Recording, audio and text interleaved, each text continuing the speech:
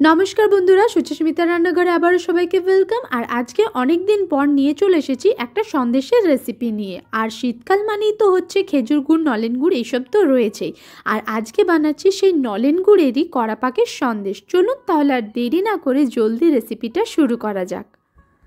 ফার্স্টে আমি একটা কড়াই নিয়ে নিয়েছি আর কড়াইয়ের মধ্যে দিয়ে দিচ্ছি কিছুটা জল। এই জলটা দেওয়ার ফলে দুধটা কড়াইয়ের নিচে লেগে যাওয়ার ভয় থাকে না। এবার দিয়ে দিচ্ছি 2 লিটার দুধ।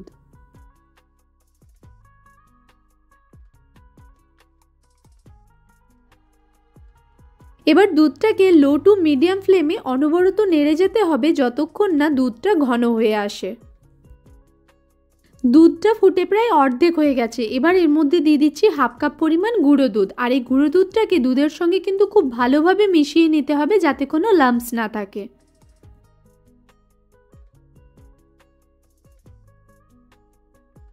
দেখতেই পাচ্ছেন গুঁড়ো দুধটা দুধের সঙ্গে কিন্তু খুব ভালোভাবে মিশিয়ে নিয়েছি। এবার আবারও লো টু মিডিয়াম ফ্লেমে দুধটাকে অনবরত নাড়তে থাকবো, কারণ দুধটাকে আরও কিছুটা ঘন করে নেব।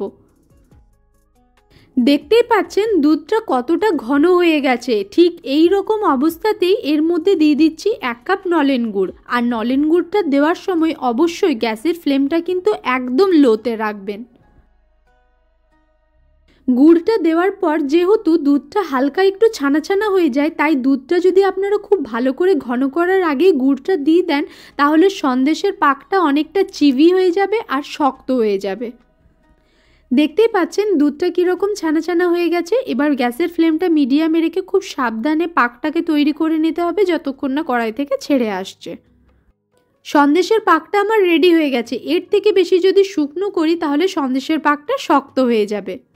এখানে একটা টিনের মধ্যে আমি ঘি মাখিয়ে নিয়েছি। আপনারা চাইলে প্লেটের মধ্যেও সন্দেশের পাকটাকে শেপ দিয়ে নিতে পারেন।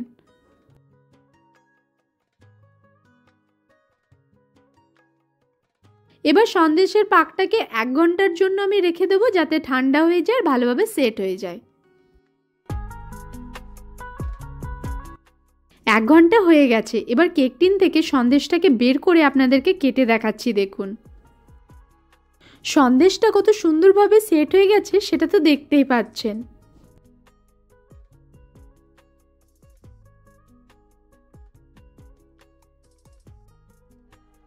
আর সন্দেশটা কতটা সফট হয়েছে সেটাও আপনাদেরকে ভেঙে দেখাচ্ছি। দেখুন শীতকালে এরকম নরম নলেন গুড়ের কড়া পাকের সন্দেশ বাড়িতে একবার বানিয়ে দেখতেই পারেন, খেতে কিন্তু মন্দ হবে না। আর এই রেসিপিটা প্রতিবারের মতো এবারও কিন্তু কমেন্ট করে জানাতে ভুলবেন না কেমন লাগলো।